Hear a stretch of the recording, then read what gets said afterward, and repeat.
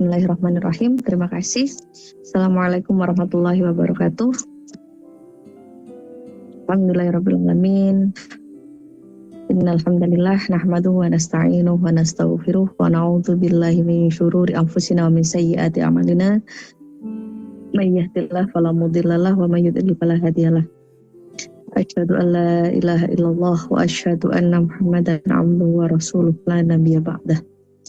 Allahumma sholli ala sayyidina Muhammad wa ala ali sayyidina Muhammad. Baik kawan-kawan, alhamdulillah malam hari ini kita bisa sharing bareng, ya, ngobrol-ngobrol bareng di ruang perempuan talk ya, dan di ruang poli perempuan dengan tema yang cukup berbeda ya, saat hidup bertumpu pada bahumu. Masya Allah. Kira-kira teman-teman yang hadir ini emang lagi ngerasa bahwa bahunya cukup berat karena menumpu banyak hal, atau karena banyak hal yang dipikul selama ini. Sedang di posisi ini ya, sedang di titik terberat. Masya Allah. Alhamdulillah bisa jadi tumpuan buat anak sebagai orang tua tunggal. Oke, ada beberapa yang ingin belajar aja. Oke, alhamdulillah kawan-kawan, apapun niatnya, semoga Allah karuniakan banyak rahmat buat kita semua. Buat teman-teman yang saat ini lagi ngerasa di posisi berat, ngerasa banyak hal yang mesti dijaga, banyak hal yang mesti dijalanin, banyak amanah ya, banyak amanah yang ya mau nggak mau dijalanin gitu ya, kudu apa ya dilakukan kayak gitu. Semoga Allah karuniakan keluasan hati, Allah karuniakan keteguhan, kesabaran untuk menjalani setiap prosesnya. Karena kadang banyak yang bikin ini tuh ketika banyak amanah dan ya bingung juga gitu, nggak mau dilakukan, ya itu amanah itu ya emang udah jelas gitu ya ada, terus kemudian kita berpikir apakah egois kalau saya tidak melakukan ini gitu kan. Kadang banyak konflik-konflik batin yang muncul disebabkan kondisi-kondisi yang di saat kita lelah, bahu kita terasa berat, tapi semuanya tetap mesti berjalan sebagaimana mestinya gitu kan. So bismillah kawan-kawan, semoga malam hari ini obrolan-obrolan kita, sharing-sharing kita bisa menjadi ruang untuk bernafas bagi teman-teman yang sedang ngerasain sesak, ruang untuk kembali punya energi atau nge-recharge energi akan kondisi-kondisi yang mungkin terasa capek banget gitu, terasa lelah banget. Oke, bismillah kita mulai. Yuk kita baca suratul Fatihah. Semoga Allah lembutkan hati kita, Allah karuniakan kita keikhlasan, kemurnian niat, keikhlasan dalam menjalani setiap apapun tanggung jawab yang sedang Allah amanahkan. Allah karuniakan kepada kita hati yang cukup lapang untuk menjalani setiap apapun yang ditakdirkan untuk kita. Bismillah ala hadhihi niyah wa ala kulli niyatin sholihah. Al-Fatihah.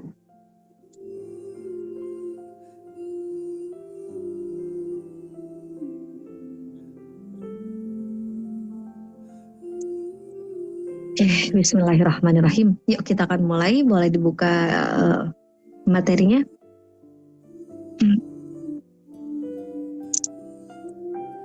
Bismillah kawan-kawan, saat hidup bertumpu di bahumu.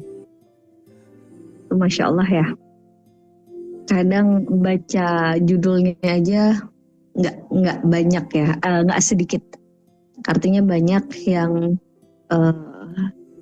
jadi nyesek gitu ya. Baca saat hidup bertumpu di bahumu itu langsung auto kayak yang gitu ya, langsung auto tarik nafas panjang yang kayak ngerasa kayak aduh emang rasanya capek banget gitu ya. Saat hidup itu banyak banget yang menjadi amanah di pundak kita.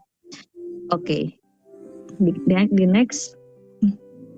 So satu hal yang coba kita ini kan bareng-bareng, kita sadari bareng-bareng di next lagi bahwa semakin dewasa kita, maka kehidupan itu pun semakin berubah gitu. Bener nggak, Bun?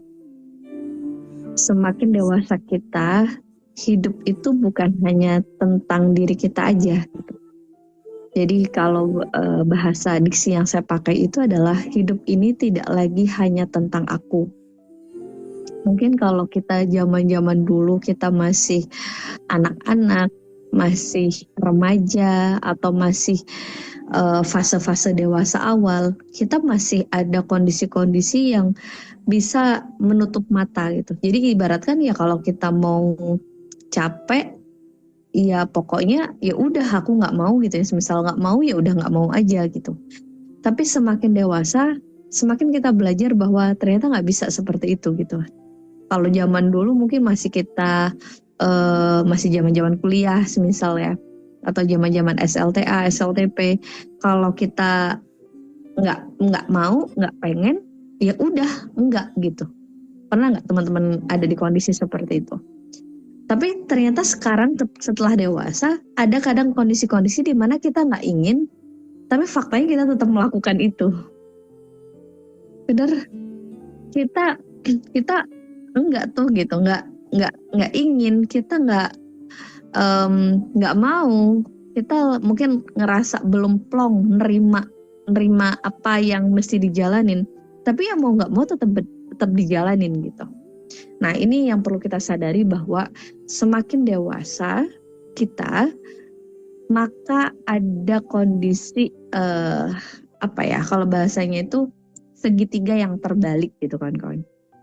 Jadi semakin dewasa kita itu tidak hanya berbicara tentang keakuan aja gitu, tentang ya ini pokoknya tentang aku nih, aku nggak mau ya nggak mau, ya udah aku menutup mata akan semua itu gitu semisal. Kita nggak bisa seperti itu.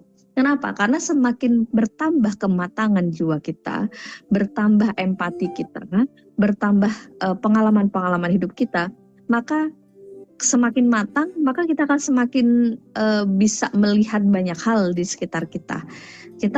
Dan kondisinya apa? Kondisinya adalah kemungkinan besar kita akan mulai ada konflik batin, semisal. Konflik batin yang ngerasa bahwa aku capek di sisi lain, tapi ngerasa kayak tugas-tugas atau amanah atau tanggung jawab yang sebenarnya bukan dalam ranah kita, menurut kita. Itu kenapa ya harus aku gitu. Tapi ketika kita mau bilang tidak sekalipun, belum tentu kita juga tidak konflik batin. Bener? Ada banyak kondisi di mana kita mau bilang enggak sekalipun gitu kan, kita juga ngalamin konflik batin gitu. Ya Allah kok aku bilang enggak ya? Ya Allah kok aku bisa ya? Apa aku seegois itu gitu? Pasti akan terjadi bentrokan-bentrokan juga. Nah ini yang perlu kita sadarin kawan-kawan, bahwa semakin dewasa kita itu ada segitiga yang terbalik. Jadi posisi ini salah satu ini ya teori ya. Jadi posisi segitiga itu kan begini ya kawan-kawan ya. Kalau waktu kita kecil itu tanggung jawabnya itu sedikit, tapi hak kita itu banyak. Hak kita saat kita kecil itu banyak. Jadi tanggung jawabnya apa? Yang ada. Tapi haknya apa? Dapat kasih sayang, terus kemudian disusui, dirawat, nangis, dihandle. Itu hak-hak ketika kita masih kecil. Nah, begitu kita semakin dewasa, segitiganya jadi kebalik. Haknya kecil, nah tanggung jawabnya yang semakin lebar. Itu kan kawan. Jadi kalau waktu kita masih kecil itu segitiganya begini, di atas tuh di atas itu yang gede itu porsinya adalah hak, tanggung jawabnya tuh sedikit. Tapi ketika kita sudah dewasa itu terbalik. Jadi haknya semakin sedikit, tapi tanggung jawabnya semakin gede. Itu adalah fase-fase alamiah. Fase-fase alamiah ketika usia kita memang bertambah. Jadi kalau bahasa kita kadang bilang begini ya kawan-kawan ya. Enak sih kamu, gak banyak mikir seperti aku. Pada akhirnya setiap seseorang yang bertumbuh, dia akan juga mengalami fase-fase yang serupa. Kadang kita ngelihat anak kita, terus kita bilang gini ya Allah enak banget sih jadi anak kecil, dia nggak punya banyak pikiran gitu. Pada akhirnya ketika dia dewasa, dia akan juga banyak pikiran. Jadi memang fasenya, ya memang fasenya. Dan seseorang itu terus dia meningkat gitu ya kawan-kawan ya. Jadi ibaratkan seperti ini ada di buku Spiritual Motherhood, bahasan seperti ini. Banyak dari kita yang berpikir bahwa orang itu tidak, anak kecil, anggaplah anak kecil itu tidak punya masalah. Tapi kita adalah orang yang memiliki banyak masalah. Yang kita lupa adalah bahwa setiap fase itu punya masalah yang sesuai dengan kapasitasnya. Jadi anak-anak punya masalah juga, tapi masalah anak-anak itu ya sesuai kapasitas anak-anak. Jadi nggak mungkin kan anak-anak umur 1 tahun dia punya masalah hutang 1 miliar, itu kan nggak mungkin. Karena bukan kapasitasnya, benar? Nah, seiring bertambah usianya, masalah seseorang itu akan semakin kompleks. Kompleks dalam kacamata yang di bawahnya. Jadi kompleks dalam kacamata anak-anak. Oke. Terus habis itu semakin dia dewasa, jadi misal kita punya anak 1, ya masalah kita ya anak 1 itu sama mungkin keluarga inti kita dan lain sebagainya gitu ya. Begitu kita nambah anak, ya masalahnya jadi nambah. Potensi-potensi muncul beban pikiran, muncul sesuatu yang kita sebut dengan istilah masalah, itu akan berpotensi nambah. Kalau ataupun kita sudah jadi mertua, kita udah nikahin anak kita, bukan berarti kita lantas lepas dari kondisi-kondisi yang kita sebut beban pikiran kita atau beban yang di pundak kita. Maka ketika kita sudah punya anak yang menikah, maka kondisi beban itu akan nambah. Nambah apa? Mikirin menantu, mikirin rumah tangga anak juga. Karena kita nggak bakal bisa nutup mata, semisal anak kita jelas-jelas di depan mata lagi bertengkar gitu ya. Terus kita nutup mata terus bilang, udahlah bukan urusan saya. Itu sedikit banyak meskipun kita akan bijak bersikap, tapi sedikit banyak akan menjadi apa ya, sebuah kondisi yang menjadi beban pikiran kita gitu. Begitu akhirnya anak kita punya anak, artinya kita punya cucu, maka ya nambah lagi, kapasitasnya nambah lagi. Ini yang disebut bahwa manusia itu akan punya masalah seiring fase perkembangannya. Oke? Jadi semisal nih kita berpikir bahwa enak banget dia masalahnya ringan itu, ya masing-masing itu punya porsinya. Benar dikatakan la yukallifullahu nafsan illa wus'aha. Nggak mungkin Allah itu memberikan sesuatu tidak sesuai porsinya. Gitu. Nah, kadang kita mengukur masalah kita dengan orang-orang yang mungkin secara pengalaman udah lebih matang daripada kita, sehingga kita nganggap kayak wah kok dia berat banget ya gitu, atau mengukur dengan seseorang yang usianya di bawah kita sehingga kita ngerasa dia mah masalahnya cuma segitu doang gitu. Padahal masalah itu akan terus ngikut, artinya seiring dengan kapasitas kita, kayak gitu kawan-kawan. So ini yang perlu disadari bahwa hidup ini semakin dewasa kita tidak hanya lagi tentang diri kita. Oke? Maka kalau orang semakin matang kedewasaannya, semakin bertambah usianya, tapi hidupnya hanya berpikir tentang dirinya, dia tidak punya perspektif tentang orang lain, dia tidak empati pada orang lain, yang dia pikir hanyalah tentang dirinya, maka ini yang dikatakan egoisme. Jadi ada apa ya? Ada kondisi egois. Kalau ego personal itu bagus, nggak apa-apa, aman. Bagaimana cara kita menilai diri kita, itu masuknya ego personality. Tapi kalau egoisme, terus kemudian egois, nah itu mirip-mirip narsistik ya. Jadi fokusnya udah pada diri sendiri, dia nggak peduli mau orang nyaman nggak nyaman, mau dia merugikan orang lain atau tidak, mau dia kalau dia lagi marah dia asal ngomong apa yang dia inginkan sesuka-suka dia. Nah ini artinya berbeda ya, gitu. Dan semakin matang kita, semakin dewasa kita akan dihiasi dengan akhlak gitu kan kawan-kawan ya. Kalau anak kecil dia lagi kesel di mall, dia nangis tantrum di mall, nangis di mall, itu masih wajar. Namanya juga anak-anak gitu semisal. Anak umur berapa? Umur 3 tahun semisal. Terus dia kesel lagi capek capek, lalu dia nangis di mall gitu kan, ya orang akan ngelihatnya bahwa oh ya normal, dia masih anak-anak yang sedang dalam proses bertumbuh, belajar tentang adab, tentang etika. Tapi lucu kalau kita orang dewasa, misal kita udah umur 30 atau 40 tahun, lalu kita nangis, bad mood, marah-marah di mall, terus gulung-gulung di mall karena kita pengen tidur tapi nggak ada kasur di mall saat itu juga, dan kita marah-marah, maka ini menjadi sesuatu yang tidak relevan. Konteksnya itu berbeda. Oke. So, ini yang perlu disadari bahwa seseorang semakin bertambah usianya, semakin matang pengalaman hidupnya, maka dia akan semakin bertambah juga tingkat empatinya kepada sekitarnya. Ini yang dikatakan, kenapa sih semakin dewasa kita, banyak banget hal yang kita pikirin. Oke? Kenapa sih semakin kita dewasa, kayaknya tuh apa ya, banyak gitu ya, yang dulunya kita bisa cuek gitu. Coba dong boleh komen di kolom komentar. Ada nggak teman-teman yang dulunya bisa cuek, tapi sekarang semakin dewasa, semakin matang itu nggak bisa lagi nutup mata untuk bilang, aduh aku nggak usah mikirin itu. Nyatanya tetap kepikiran. Ada nggak yang kondisinya kayak gitu? Dulunya bisa cuek, tapi sekarang ya enggak gitu. Ya tetap bakal jadi kepikiran. Tetap bakal kayak, aduh ini gimana ya, kasihan ya saudara saya. Kasihan ya orang tua saya, apa yang bisa saya lakukan untuk beliau ya, gitu. Kalau dulu bisa aja kayak gitu.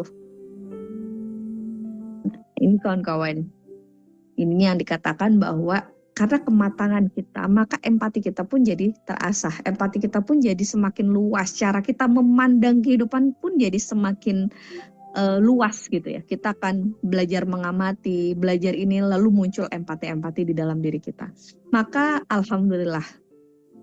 Oke, alhamdulillah kawan-kawan, kalau semakin baik empatinya, terus semakin ngerasa bahwa kenapa semakin dewasa, semakin banyak hal yang menjadi amanah kita. Itu artinya bismillah, semoga ini bagian dari proses kita diizinkan untuk menjadi jalan kebaikan buat diri kita dan buat orang-orang di sekitar kita.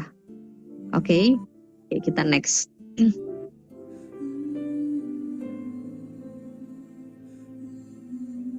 Nah, kalau yang semakin dewasa, semakin baperan, nanti rilis ya Bun, di kelas RPP ada banyak kelas-kelas tematik. Ya. Oke, jadi buat teman-teman yang justru semakin dewasa, semakin gampang baper, semakin dewasa, semakin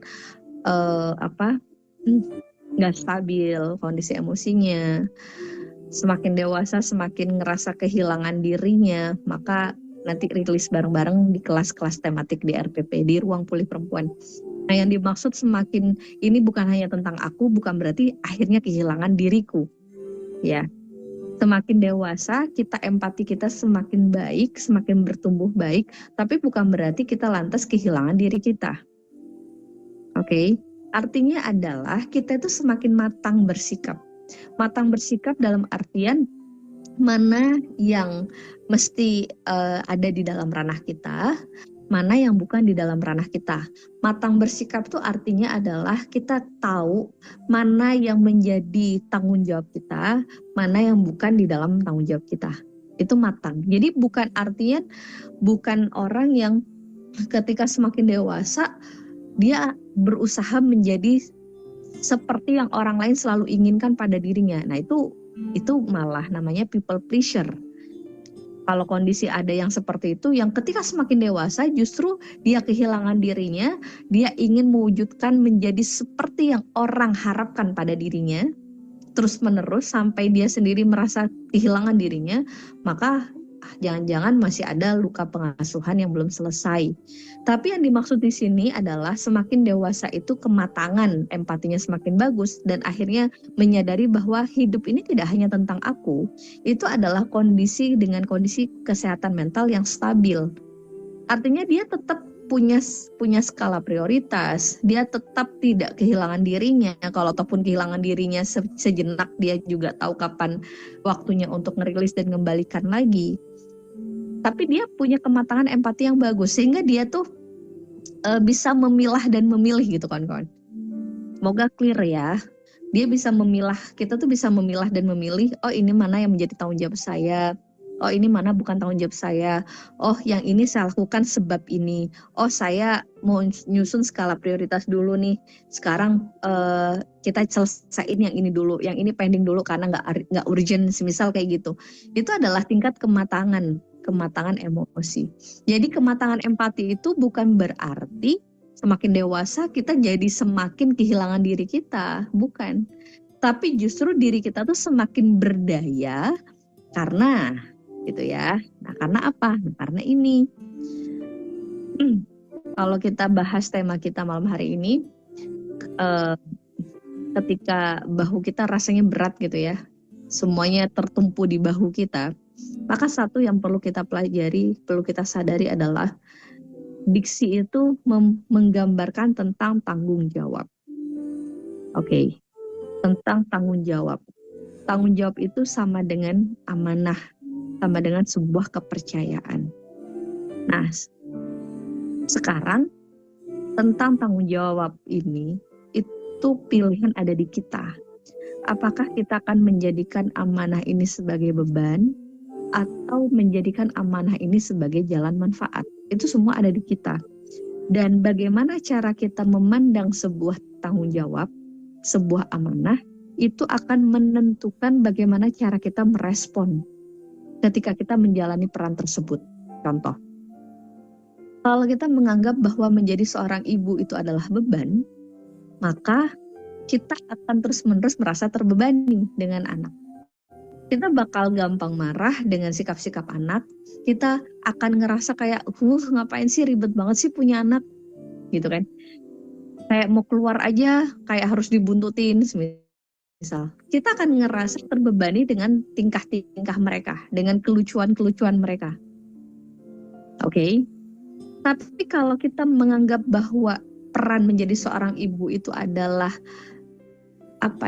jalan kebermanfaatan kita, peran itu adalah sesuatu hal yang Allah titipkan pada kita dan kita menerimanya dengan sukacita, maka akan mempengaruhi respon kita juga. Cara kita ngehandle anak pun jadi nanti juga akan berbeda, berubah. Karena bagaimana cara kita memandang suatu hal itu besar pengaruh kita merespon. Contoh, Allah titipkan kita untuk menemani hari tua orang tua kita.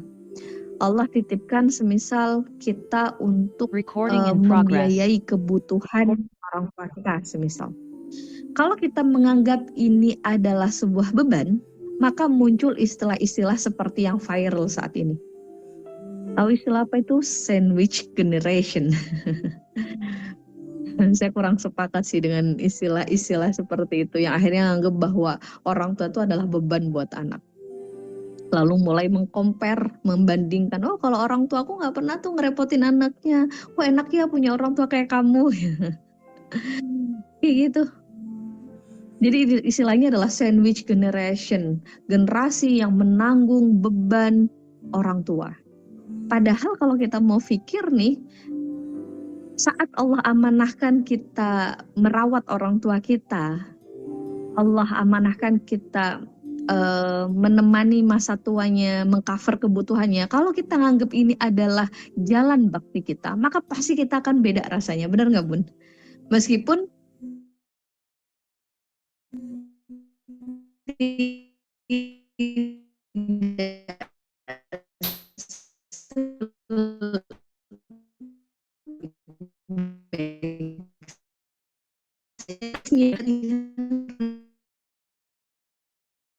proses ini diberikan. Tapi kalau kita anggap bahwa masih nanggung orang tua, terus kemudian masih harus juga biayain keluarga gitu ya, atau kita harus juga biayain anak, dan kita jadi kayak kelimpungan sama itu, kita adalah generasi-generasi yang punya beban banyak, maka yang terjadi adalah secara alamiah tubuh kita akan merespon bahwa yang kita lakukan sebagai beban, dan itu bikin tambah berat. Jadi ini semua tentang POV sebenarnya.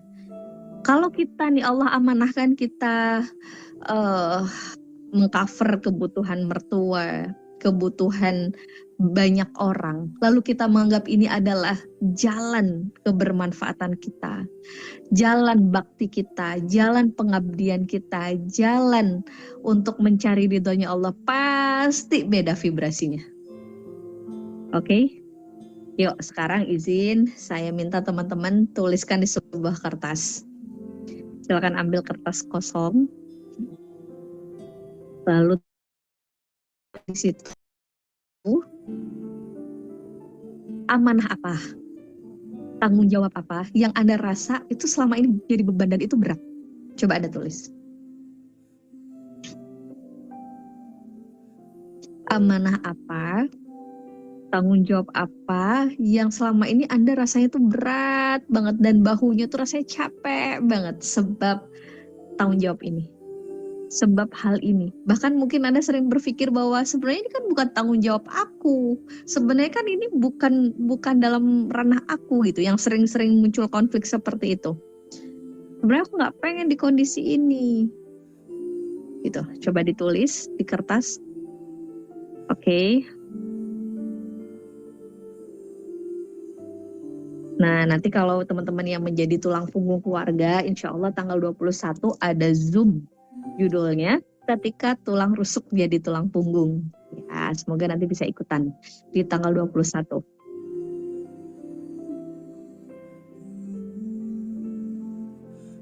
Oke, sudah. Hal-hal yang menurut teman-teman itu rasanya kayak bikin berat, bikin capek. Oke, kalau sudah, Anda boleh tarik nafas sejenak. Oke, tarik nafas sejenak. Terus kemudian kalau posisi duduknya nyaman, Anda boleh bersender sebentar. Nyari posisi yang nyaman sejenak. Sebentar, ya. Terus pejamkan mata sejenak, lalu sadari lagi bahwa yang Anda tulis mungkin selama ini Anda nganggapnya beban. Anda nganggapnya ini adalah sebuah hal yang berat.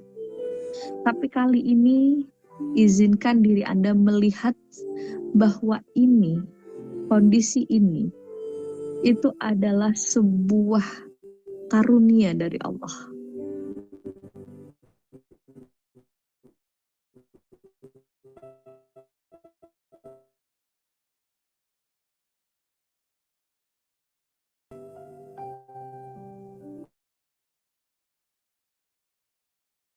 Anda.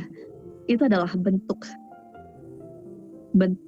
kasih sayang Allah, bentuk Allah mengizinkan kita bisa punya jalan manfaat,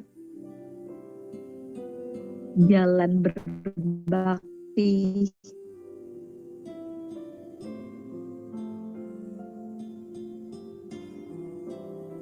jalan untuk meringankan langkah kita menuju kampung akhirat nanti.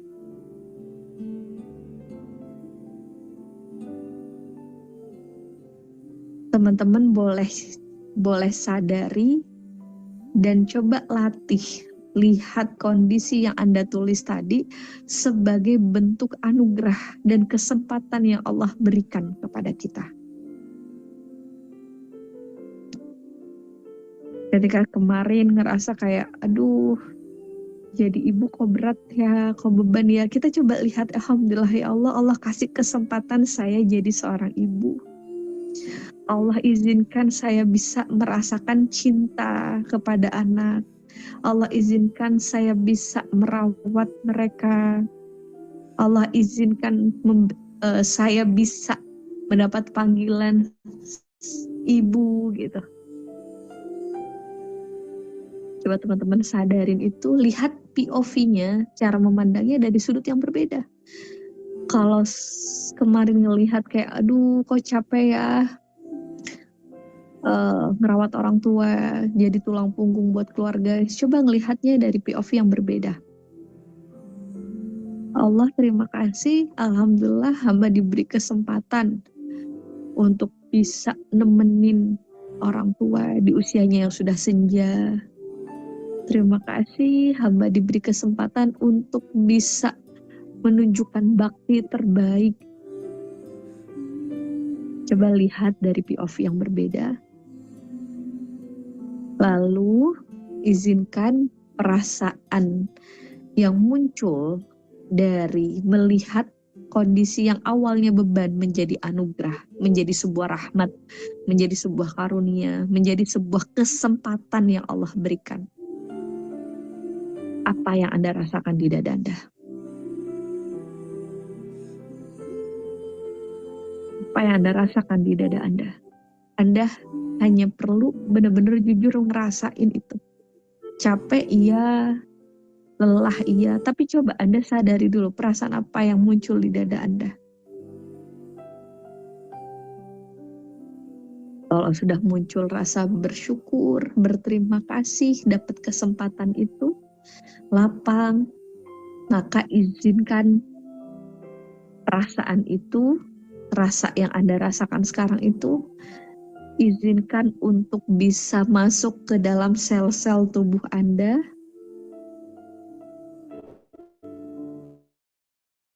membasuh semua kondisi-kondisi lelah yang dirasakan selama ini, membasuh semua konflik-konflik dan riuhnya isi kepala yang kadang bilang, ini kan bukan tanggung jawab aku, ini kan aku juga capek, aku juga pengen di ngertiin, aku juga pengen punya sandaran, dan apapun yang selama ini sering riuh,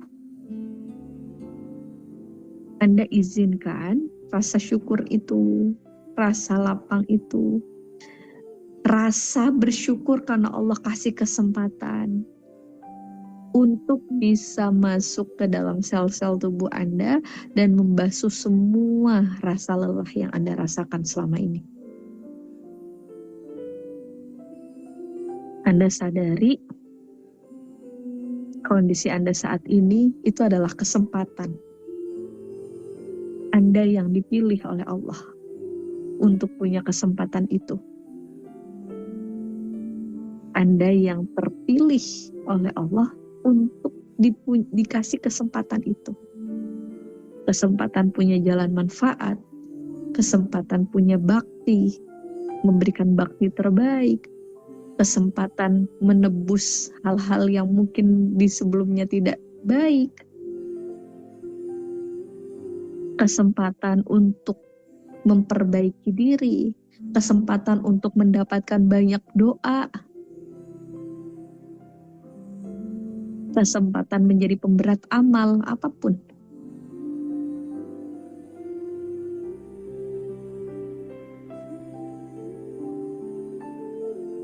Kalau sudah, boleh tarik nafas panjang sambil bilang, Alhamdulillah, terima kasih ya Allah atas kesempatan ini.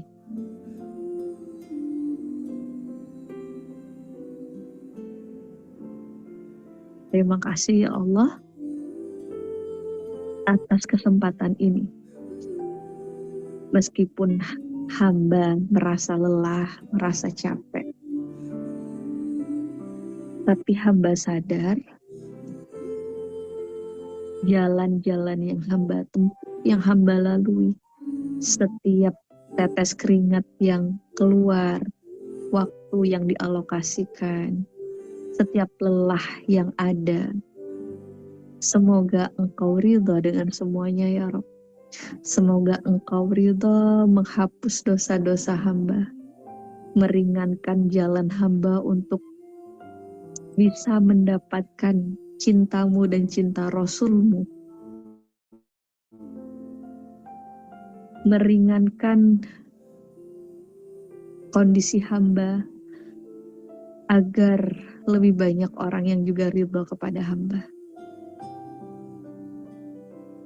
Terima kasih ya Allah atas kesempatan ini, atas kondisi ini.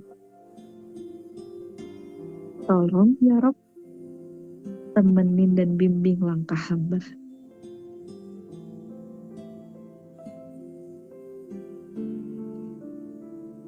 Kalau udah, boleh tarik nafas panjang, hembuskan pelan-pelan, boleh buka mata.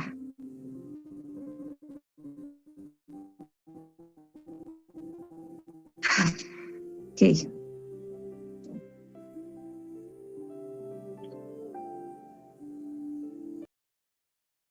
Boleh kasih feedback dulu. Apa yang setelah merubah cara memandang sebuah amanah, sebuah tanggung jawab. Lega. Nyeri di dada belakang. Oke, ya udah lebih ringan. Ya. Bersyukur. Rasa lebih ikhlas. Tenang atas semua dijalani. Terharu, lapang dada, jatuh air mata. Bersyukur. Ada rasa sesak di dada. Oke. Karena kawan-kawan, kita itu dipilih gitu ya. Terpilih. Kita lihat bagaimana para anbiya ya, para nabi. Semakin dekat sama Allah gitu. Bukan ujiannya semakin ringan. Benar? Semakin dicintai sama Allah, semakin disayang sama Allah. Bukan semakin dikit amanahnya. Kayak Rasulullah. Rasulullah bukan hanya tentang, beliau bahkan udah tidak memikirkan dirinya. Dan umat beliau dan semuanya gitu, tetek bengeknya. Ternyata orang-orang yang mendapatkan keterpilihan gitu ya, itu adalah sebuah rahmat, sebuah anugerah gitu. Jadi kalau kita berpikir kayak, kenapa ya kok saya, kenapa bukan, misal bilang, kenapa bukan orang lain, kenapa bukan suami, misal, kenapa bukan enak sih suami gitu misal, atau kenapa bukan saudara saya, atau apapun itu, satu justru yang perlu kita sadari dulu bahwa bertanyalah, apa hikmah Allah memilih saya di dalam kondisi ini? Apa kabar baik yang Allah ingin sampaikan pada saya lewat tanggung jawab yang saat ini dititipkan pada kita? Apa sih rahasia besar? Allah sedang menginginkan kita sedang gimana?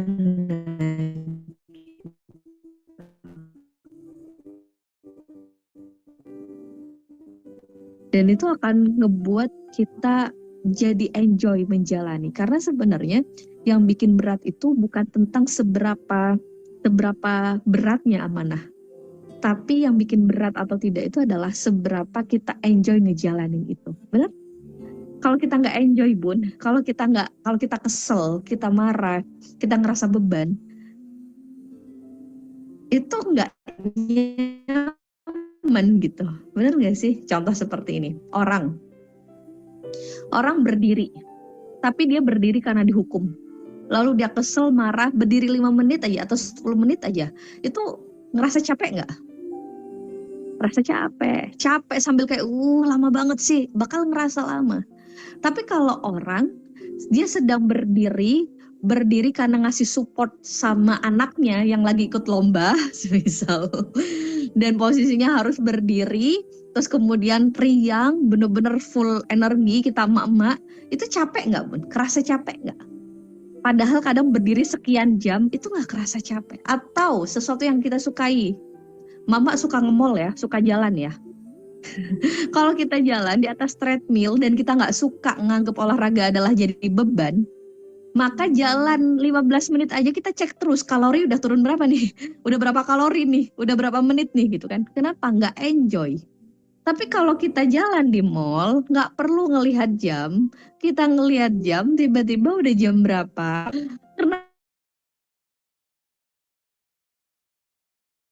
Karena enjoy, nikmati. Jadi sebenarnya ini perihal tentang kita menikmati, nggak menjalani hal-hal ini. Jadi ini bukan sebenarnya kayak kalau kita bilang, wah tapi berat banget gitu. Ini perihal kita menikmati atau enggak. Dan menikmati atau tidak, itu tergantung cara kita memandang. Memandang sebagai beban atau memandang sebagai sebuah anugerah. Oke? Nah, dari sini aja wajahnya udah sumringah nih, banyak yang sumringah nih. Sampai ketemu nanti di kelas tanggal 21, ketika tulang punggung jadi ketika tulang rusuk jadi tulang punggung. Nanti banyak rilisnya itu. Ya, kawan-kawan ya. Jadi kalau teman-teman ngerasa lagi jadi tulang punggung, padahal aku tuh tulang rusuk, nah boleh ikutan kelas ini. Oke, kita next dulu. Oke, alhamdulillah Allah memilih. Karena Masya Allah ya, semua itu dari sekian banyak pasti ada yang dipilih. Contoh, dari 12 bulan, Allah memilih 1 bulan yang paling mulia. Apa itu? Bulan apa? Ramadan. Dari 30 hari Ramadan, Allah memilih 1 malam yang paling powerful. Pasti seperti itu. Nah, dari sekian hari, dari 1 minggu, ada 1 hari yang dibilang Sayyidul Ayyam, gitu. Hari Jumat. Dan dari Jumat itu ada juga waktu-waktunya terbaiknya. Jadi pasti memang ada spesifikasi gitu kan, ada pilihan. Kayak gitu. Jadi kita ya alhamdulillah disyukuri dulu bahwa Allah ngasih kita kesempatan nih gitu. Allah memilih kita tuh karena bisa jadi Allah pengen membersihkan dosa-dosa kita. Bisa jadi Allah sedang memperbesar kualitas diri kita. Oke. Nah, ini kawan-kawan mengurai bahu yang sedang berat. Ya, ada beberapa poin, ini spill aja, nanti lengkapnya di tanggal 21 di kelas ketika tulang rusuk jadi tulang punggung. Poin yang pertama adalah meluruskan niat, ya. Jadi kadang niat yang belok-belok itu bikin kita jadi bebannya tambah banyak, ya. Niat kita di saat tidak untuk Allah ya, artinya kita tidak ikhlas. Ikhlas itu memurnikan niat kita hanya untuk Allah. Kita melakukan amalan-amalan, melakukan pekerjaan apapun itu diniatkan untuk Allah, itu ikhlas. Nah, banyak dari kita selama ini seringkali melakukan sesuatu, tapi ternyata yang kita cari itu bukan untuk Allahnya, tapi untuk validasi. Makanya kadang kita gampang sakit hati gitu kan, gampang ngerasa gak dihargai.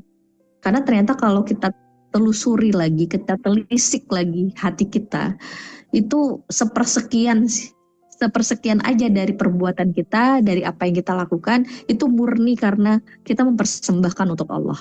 Tapi sisa-sisanya itu masih banyak kondisi-kondisi yang kita ngerasa kayak aku tuh kayak gini tuh demi dia, misal aku tuh kayak gini berjuang, aku melakukan ini tuh agar dia tuh seneng. Nah itu kan berarti masih belum untuk Allah ya, bukan untuk Allah tuh kira-kira ridho nggak ya sama aku gitu. Dan ini jadi pengingat kita semua, termasuk saya pribadi, untuk terus menerus kita itu ngecekin niat gitu, ngecekin niat. Kira-kira kita ngelakuin sesuatu apapun itu untuk apa sih dan untuk siapa. Jadi ini adalah rem kawan-kawan. Jadi kalau kita mau ngapain tuh diem dulu sambil mikir ini untuk apa dan untuk siapa. Kira-kira kalau ternyata saya nggak divalidasi, saya nggak dapat ucapan terima kasih, hati saya sakit nggak ya gitu. Kalau ternyata hati saya ngilu lalu saya akan berhenti melakukan kebaikan ini, ya kemungkinan berarti kita masih belum lurus niatnya. Nah ini cara terampuh untuk bikin dada atau bahu yang sedang berat tuh jadi plong gitu kan.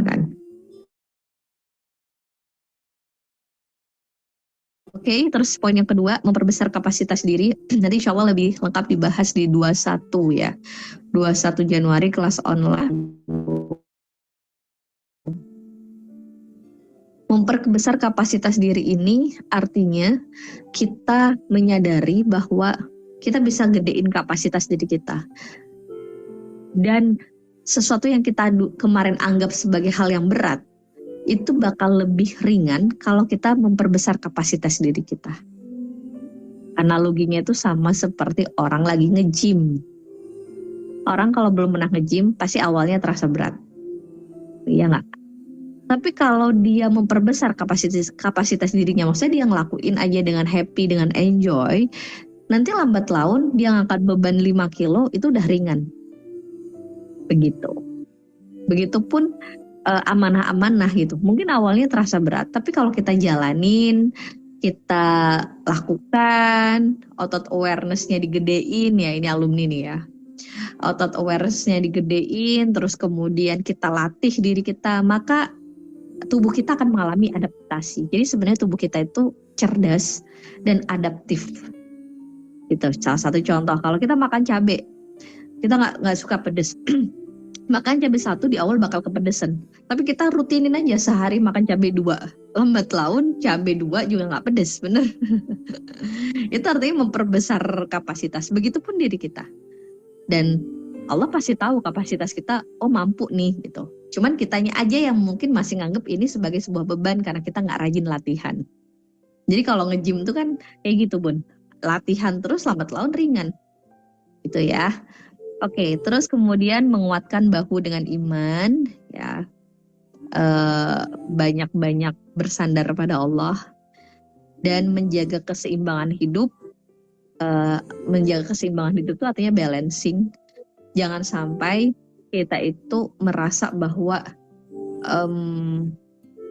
kita melakukan amanah-amanah yang Allah titipkan ini ngebuat kita jadi kehilangan diri kita. Jadi mesti balance ya, mesti seimbang. Artinya tentukan skala prioritas. Contoh hal yang paling sederhana. Kalau memang kayak emak-emak nih, kadang anak itu kan kalau makan nggak bisa cepet ya Bun ya. Kadang kita emak-emak itu gampang marah karena anak makannya nggak secepat yang kita harapkan karena emaknya belum makan. Maka ini nggak perlu dijadikan beban sebenarnya. Udah kita makan aja dulu, setelah kita makan kenyang, barulah kita nemenin anak makan, sehingga ketika anak prosesnya lebih lambat dari yang kita harapkan, maka kita akan tetap tenang. Itu namanya skala prioritas. Nah, begitupun kita, keseimbangan hidup itu juga penting. Bukan berarti ketika kita banyak amanah, kita lantas dalam tanda kutip zalim sama diri kita sendiri. Tapi ya tetap balance gitu, tetap kita juga menjaga atau merawat amanah yang Allah titipkan pada kita berupa kesehatan. Ya kalau waktunya tidur ya tidur gitu, bukan berarti lantas kita berpikir bahwa udahlah yang penting aku nyelesain lalu kita nggak tidur, kita begadang, kita makan makanan sembarangan. Bukan seperti itu. Tapi keseimbangan hidup itu penting gitu kawan-kawan ya. Semoga bisa dipahami bahwa banyak orang yang akhirnya ngerasa terbebani gitu kan. Terbebani karena dia nggak punya skala prioritas gitu. Jadinya ya prioritas ya nguper gitu. Oh ternyata yang kondisi saat ini saya belum prioritas, tapi prioritasnya anak dulu, ya anak dulu boleh. Tapi oh ternyata saya lapar banget nih kalau saya ngelanjutin, ini contoh sepele ya. Kalau saya ngelanjutin nyuapin anak dulu bisa ngereok nih saya, maka skala prioritasnya dirubah. Berarti kita makan dulu baru nyuapin anak gitu. Oh tapi saya masih agak kenyang nih, saya cukup punya stok tenang yang banyak kalau nyuapin anak sekarang meskipun anak nanti makannya lambat. Ya berarti anak dulu makan karena anaknya udah kelaparan nih, anaknya dulu makan baru kita. Itu namanya dikatakan balancing ya. Jadi kita paham skala prioritas tuh yang kayak apa gitu. Nah ini insya Allah nanti lebih lengkapnya dibahas di kelas tulang rusuk kawan-kawan ya. Jadi kita akan belajar memilah dan memilih. Jangan sampai kita ngerasa bahwa kayak oh saya jadi berubah, saya jadi kehilangan diri saya sendiri. Padahal justru ini adalah sarana untuk kita semakin mengoptimalkan potensi-potensi baik yang Allah titipkan pada kita. Iya nggak? Kadang kan potensi-potensi kita itu keluar kalau the power of kepepet. Bener nggak Bun?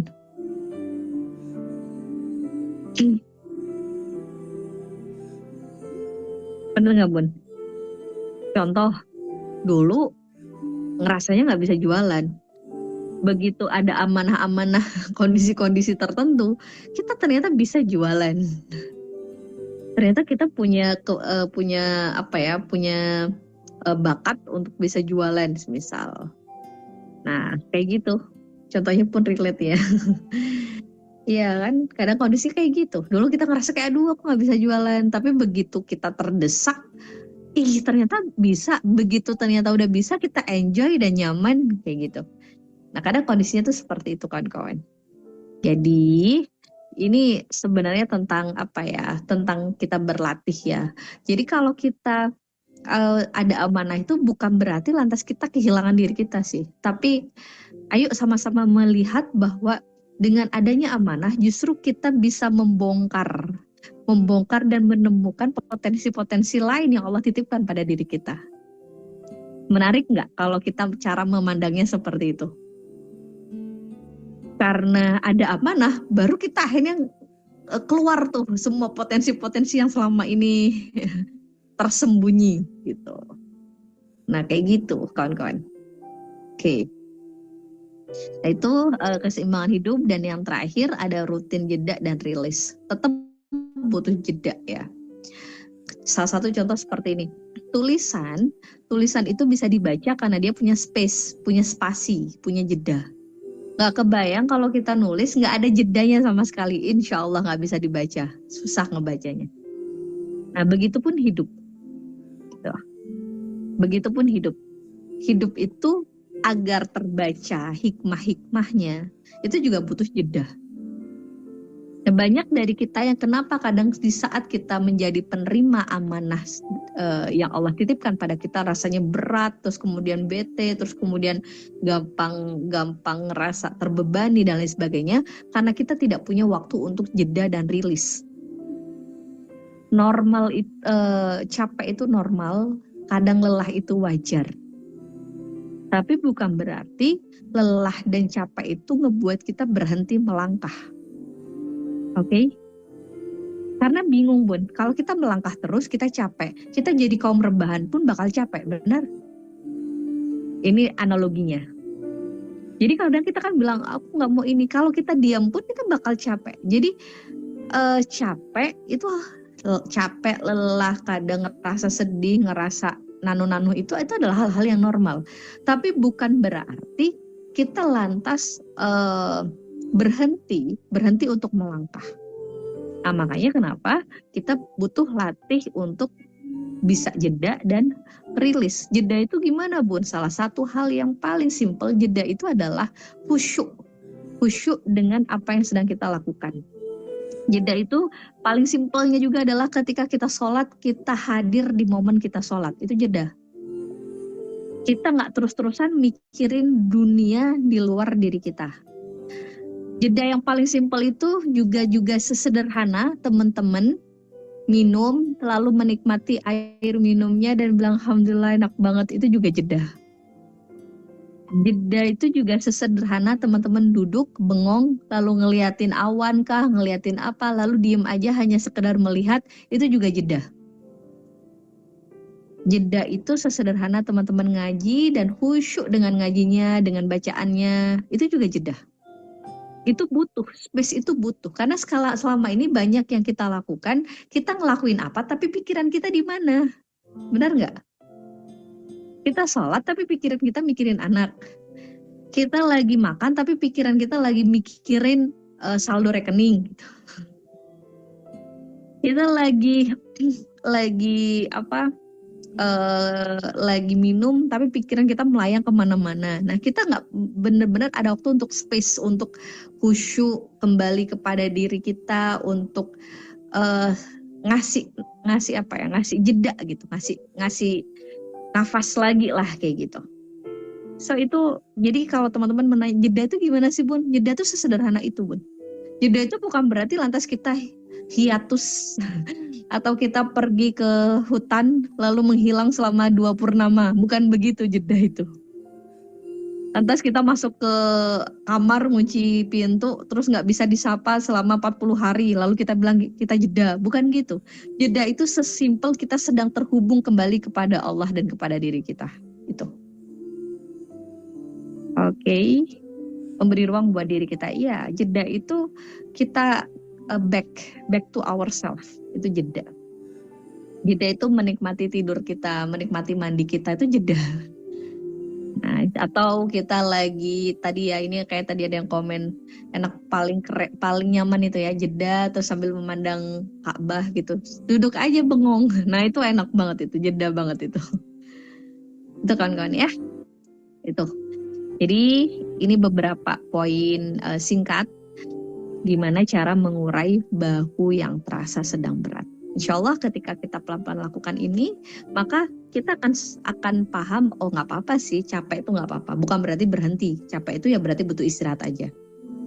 Kalau lagi sedih, ya nggak apa-apa. Kalau lagi sedih, ya berarti butuh nangis aja. Bukan berarti lantas berhenti. Oke? Jadi contoh nih, lagi punya amanah, semisal teman-teman punya amanah, apa ya, semisal diamanahkan anak-anak yang menjadi anak-anak yang tidak mampu, terus teman-teman handle biayanya, misal lagi bingung, lagi capek, lagi lelah, wajar, normal. Tapi bukan berarti lantas kita mengambil jalan-jalan pintas gitu.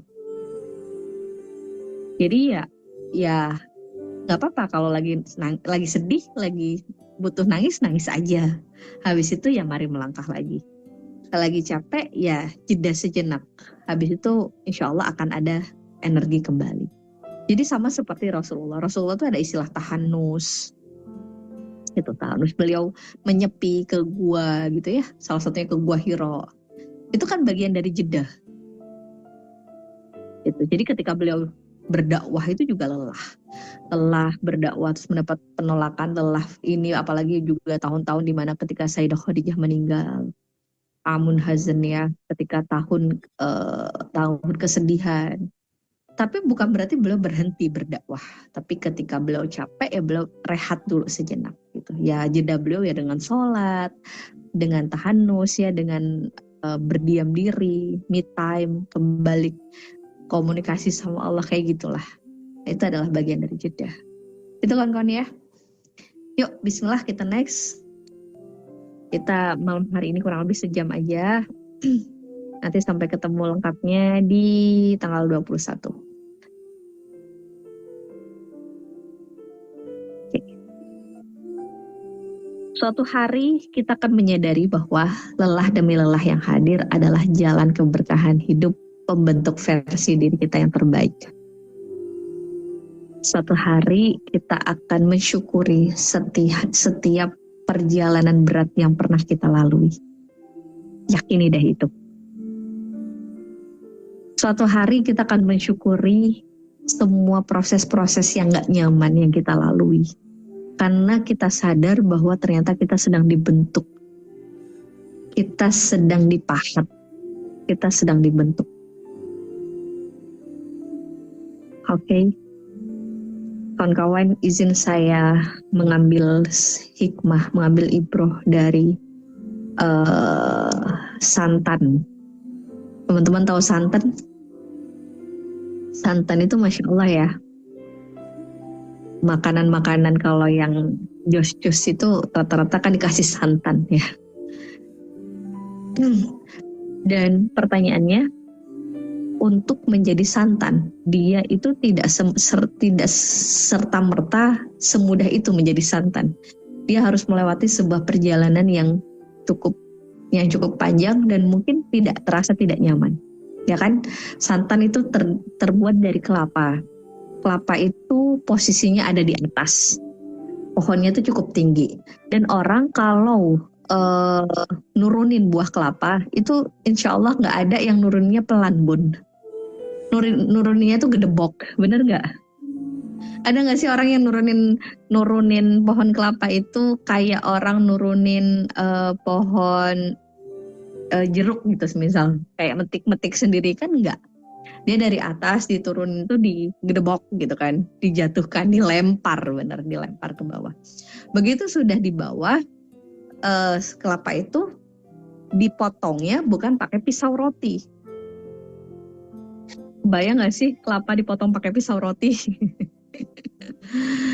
Bukan juga dipotong pakai pisau buah yang cantik-cantik itu, tapi pakai golok. Digolok. Begitu sudah kebuka tuh kulit kelapanya, itu kan masih ada banyak tuh di dalam, banyak lapisannya. Ada serabut-serabutnya, itu masih ditarik juga. Habis itu muncullah batok kelapa. Nah, batok kelapa juga masih dibelah lagi gitu ya. Bukan pakai pisau roti juga, pakai pisau yang cukup tajam, yang gede. Begitu udah selesai, baru dikupas. Kelapanya dikupas, udah dikupas, dia diparut. Selesai diparut, masih diperas. Peras berkali-kali pula. Masih ditambahin air lagi kalau emak-emak kan hingga tetes terakhir. Sampai santannya keluar semua, bener? Barulah dia bisa menjadi inti. Menjadi inti, menjadi santan, menjadi inti yang akhirnya kayak masuk ke semua makanan-makanan yang memang membutuhkan santan dan bikin enak. Kadang hidup itu begitu kawan-kawan ya. Kadang jalan-jalan terjal yang Allah izinkan kita lalui, ternyata kita sedang dicari, diperas untuk intinya keluar. Untuk jalan manfaatnya lebih luas. Gitu. Untuk diri kita itu bisa sesuai yang Allah kehendaki. Illa liya'budun ya, wa ma khalaqtul jinna wal insa illa liya'budun. Untuk benar-benar menjadi hamba dengan sebenar-benarnya hamba. Ya memang prosesnya nggak gampang, karena kita sering berkali-kali kadang kita berdoa, ya Allah pengen jadi orang yang bermanfaat. Karena khairun nas anfa'uhum linnas gitu kan. Sebaik-baik orang adalah orang yang memberikan manfaat. Memberikan manfaat itu bukan hanya pada orang ya, tapi manfaat pada apa ya? Banyak orang yang kadang bilang ilmu yang manfaat. Ilmu yang manfaat itu bukan hanya ilmu yang dipulangkan pada orang, tapi ilmu yang manfaat itu adalah ilmu yang bisa dipakai sama diri sendiri, dibuat mendidik diri kita sendiri juga. Dan menjadi orang yang bermanfaat itu adalah orang yang mendedikasikan, melayani hidupnya untuk umat, untuk umat gitu. Bukan hanya tentang diriku, itu manfaat. Nah banyak dari kita pengen menjadi sebaik-baik manusia itu gitu kan, ya enggak? Tapi ketika Allah titipkan amanah-amanah agar kita bisa punya kiprah melayani. Jadi kalau kita mindsetnya melayani, insya Allah hati kita gampang lapangnya bun. Gitu. Insya Allah hati kita tuh lebih gampang ketika capek itu lebih gampang kembali ketemu mood boosternya lagi. Dan itu adalah cara Allah menempa kita agar menjadi bentuk versi terbaik. Insya Allah someday, mungkin kalau sekarang masih terasa berat dan masih belum kerasa itu, tapi yakini bahwa suatu hari nanti kita akan bersyukur, berterima kasih atas setiap perjalanan terjal yang kita lalui, atas amanah-amanah itu, karena ternyata itu adalah jalan keberkahan hidup kita semakin baik dan ternyata pembentuk versi diri kita yang lebih baik. Oke, di next slide. Nah, ini slide terakhir. Terima kasih kawan-kawan udah mau sharing malam hari ini. Semoga kita bisa menerima kenyataan hidup seapa adanya dan ridho atasnya sehingga menjadi jalan meraih cintanya Allah. Mindsetnya yuk sama-sama berlatih dengan mindset melayani. Insya Allah kalau kita punya mindset melayani, maka cara kita bersikap, cara kita memandang, cara kita merespon suatu kondisi itu jauh lebih nyaman. Tapi kalau kita mindsetnya dilayani, maka berbeda nanti hasilnya. Tapi kalau kita mindsetnya adalah melayani umat, melayani umatnya Rasulullah, melayani hamba-hambanya Allah gitu kan, maka kita itu adalah, kalau yang saya pribadi rasakan kawan-kawan ya, itu adalah salah satu cara untuk kita bisa ngurusin niat lagi gitu, bahwa apa yang kita lakukan ini sebenarnya untuk apa gitu, untuk dapat validasi atau memang benar-benar kita persembahkan kepada Allah kayak gitu. Jadi ayo sama-sama kita punya mindset melayani, niat berkhidmat untuk umat, untuk agamanya Allah, untuk orang tua, untuk ini ya. Memang jalannya tidak gampang, tidak ada yang bilang gampang. Tidak ada yang bilang gampang, tapi insya Allah semoga Allah ridhoi itu semua. Oke, terima kasih teman-teman semua. Sampai ketemu di tanggal 21 Januari ya. Udah 2026 aja ini. Dan semoga cara kita memandang kehidupan ini juga semakin bijak. Cara kita menjalani amanah-amanah atau peran-peran apapun, multi peran apapun yang Allah titipkan, membuat kita semakin matang, semakin rendah hati, semakin baik akhlaknya, semakin kuat berkhidmat atau melayani pada orang lain. Terima kasih. Saya Anika Al-Fakiroh. Mohon maaf atas hal-hal yang mungkin terasa kurang pas. Sampai ketemu di kelas-kelas selanjutnya. Assalamualaikum warahmatullahi wabarakatuh.